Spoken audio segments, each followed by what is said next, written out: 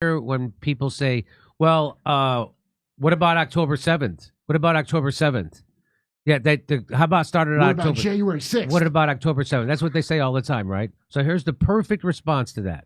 A reporter asks them, what about October 7th? What about October 8th? What about October 9th? What about October 10th? What about October 11th? What about October 12th? What about October 13th? What about October 14th? What about October 15th? What about October 16th? What about October 17th? What about October 18th? What about October 19th? What about October 20th? What about October 21st? What about October 22nd? Let me finish the question. Let me finish answering. What about October 23rd? What about October 24th? What about October 25th? What about October 26th? What about October 27th? What about October 28th? What about October 29th? What about October 30th? What about October 31st? What about November 1st?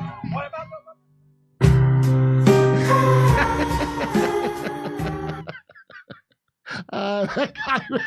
no, let me finish answering you. Let me finish answering. So to me, that's the ultimate response, rebuttal to what about October 7th? You can't, as Nietzsche said, be careful not to, when fighting monsters, that you don't become a monster yourself.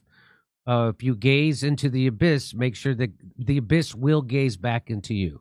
Well, how come we couldn't just win in Afghanistan and Iraq by blowing up every? I mean, we kind of did. We kind of did, but we lost. Again, Israel's not going to win this. Why didn't we put a siege and starve them until they give up the Taliban to us? For every baby you kill, for every head of a baby you blow off, you're going to create at least one more person who's committed to fighting you for the rest of their life. So anyway, that to me, that's the perfect. So there is this idea that if we just bomb enough, we'll have peace. That's not how it's going to work.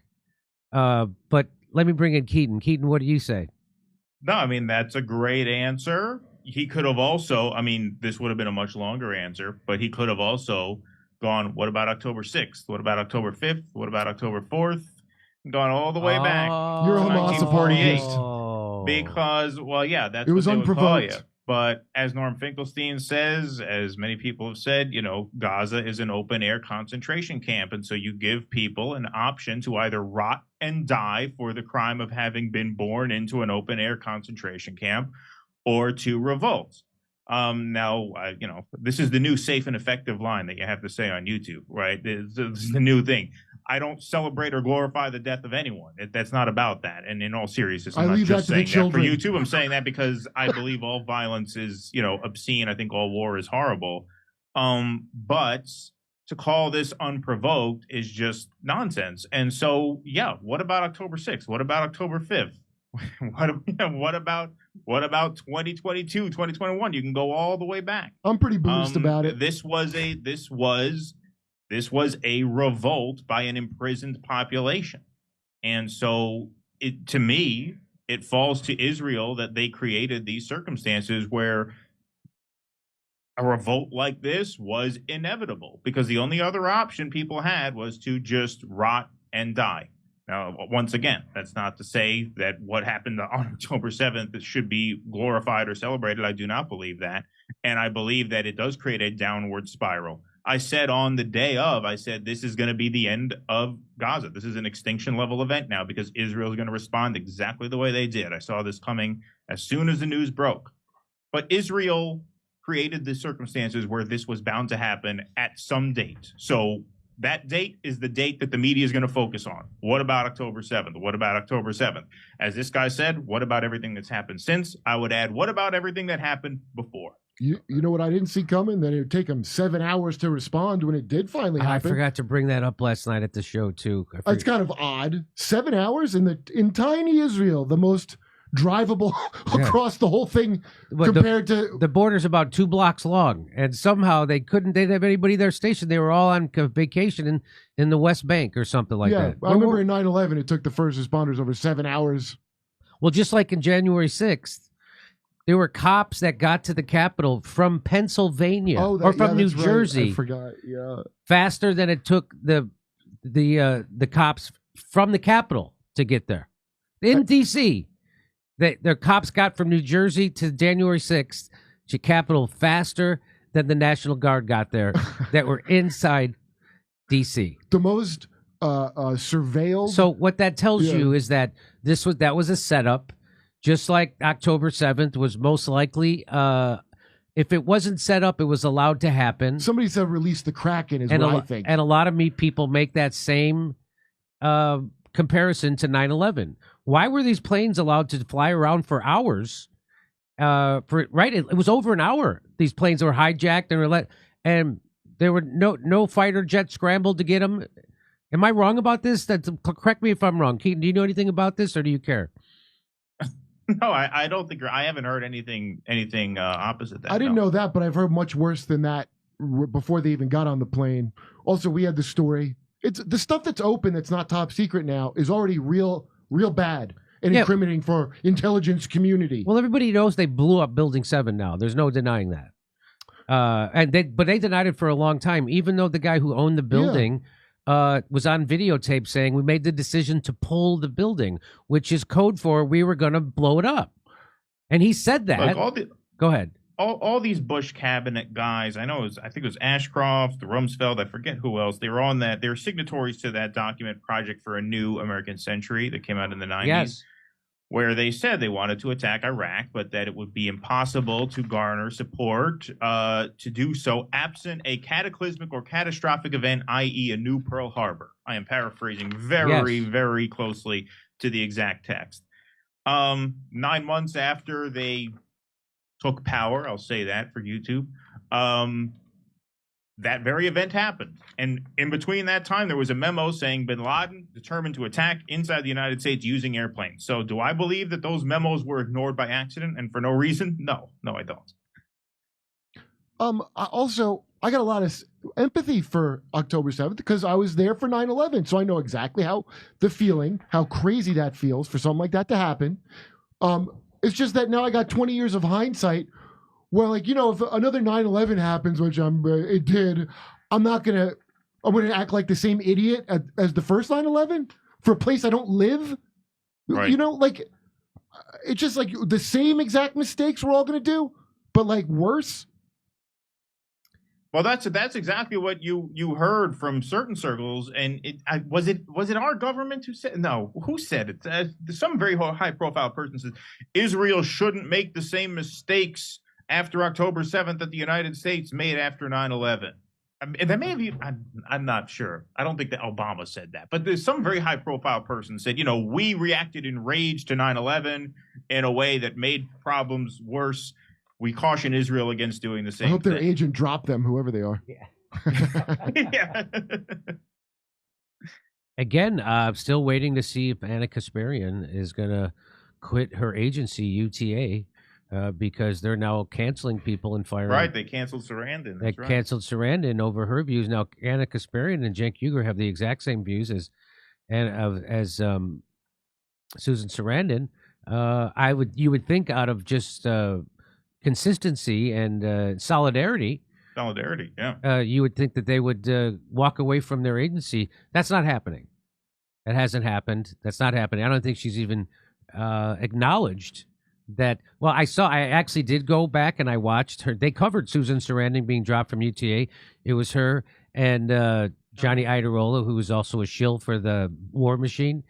They didn't mention one time that Anna was with UTA, that she's represented by them, and that she'll be leaving that agency over on principle. Didn't come up. I watched the whole segment. They didn't mention it.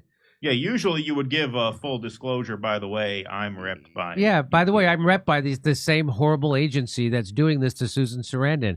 But they got to practice all the moral outrage without actually having to do anything that backs it up. It's that kind of inconsistency you'll only get from the Young Turks. Anna Kasparian and Johnny Iderola. Shill. Every time I read UTA, I want to say UTI. Am I alone in that? Or No, I always think that too. do you trip over that too? I always want to bring some cranberry juice down there. What's UTI? I don't even know what that is. Yeah, I always tempted to say UTI. Oh no, I'm never. Isn't that funny? I'm never. No. She's dropped by UTA. Tell her to get some cranberry juice. Yeah. But I'll say. But if they want to rep me, they can contact me. info@jimmydorecomedy.com. Over to Steph. All right. One free man. Thank you so much. Sound Chaser. If they can normalize the violence against the Palestinians, they can normalize it against enemies of the U.S. government. Karavnos. Also in Rwanda, Hutu priests and nuns set up traps to ease the genocide of Pygmies plus Tutsis. And in Sri Lanka, Sinhalese Buddhists started the murder of Hinduists, Tamils. Faith isn't always enlightenment. Karavnos. Sound Chaser, maybe all the exposure of lack of compassion is to normalize the violence. Karavnos, this is not surprising. During the Holocaust, Franciscan friar Tomislav Filipovic organized the murder of 100,000 Serbs, Jews, and leftists in Jasenovac and Bosniak Muslim collaboration. Chow Chow Kathy, Pierce said he's having a moral dilemma over Gaza. If he's having a dilemma, he has no morals. Chow Chow Kathy, get your mind straight. Go see Kurt live. Saw him in Saratoga Springs a while back. Great show. Anne Frank, inventor of the ballpoint pen, 1 John 22:2.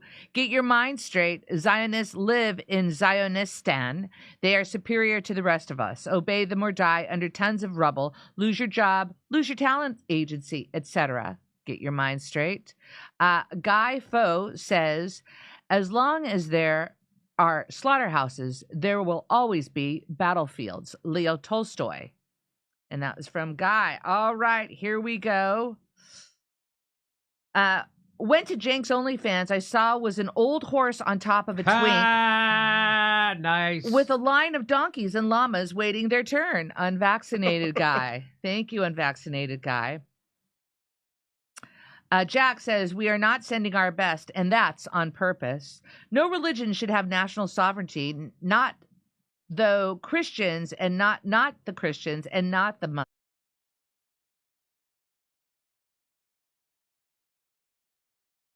Made fun of North Korea for having fake towns to show guests. Now Biden had to do the same in California. Tiancer. Jake the Mistake. Imagine the reception of adults saying that song. Derek Morris, subscriber since 2016. Best on YouTube. Great lineup. Thank you, Derek. Pete, the sound of one hand. ... Shooting. Unvaccinated guy. Okay, Kurt, San Francisco Bible passage from Dude of Sodomy. Got the crowd fired up. Unvaccinated guy. Blinky, don't waste the ammo. You need to waste life. Thank you. Unvaccinated guy.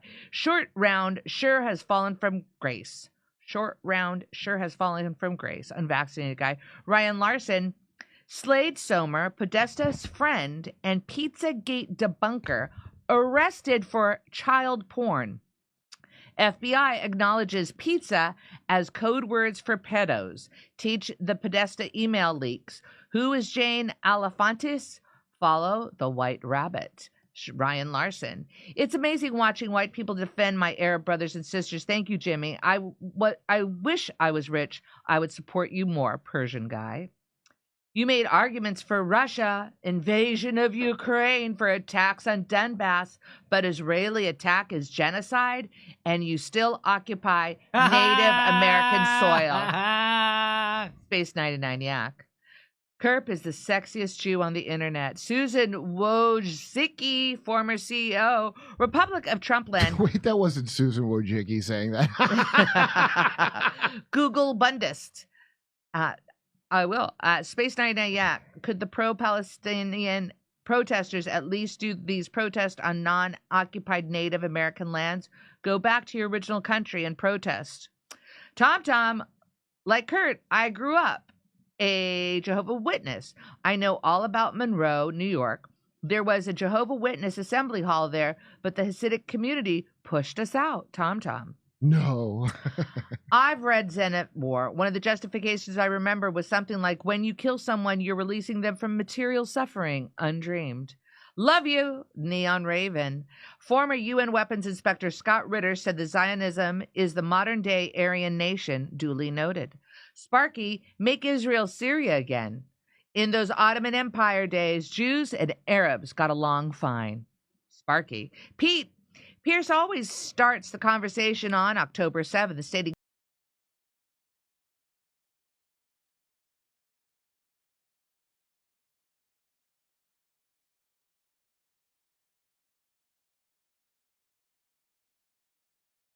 Hey, thanks for checking out our YouTube channel. Subscribe by clicking on that button down there for more AM Joy and the rest of MSNBC. And click on any of the videos right here to watch the latest interviews and highlights. And you can get more videos from MSNBC for free every day with our newsletter. Just visit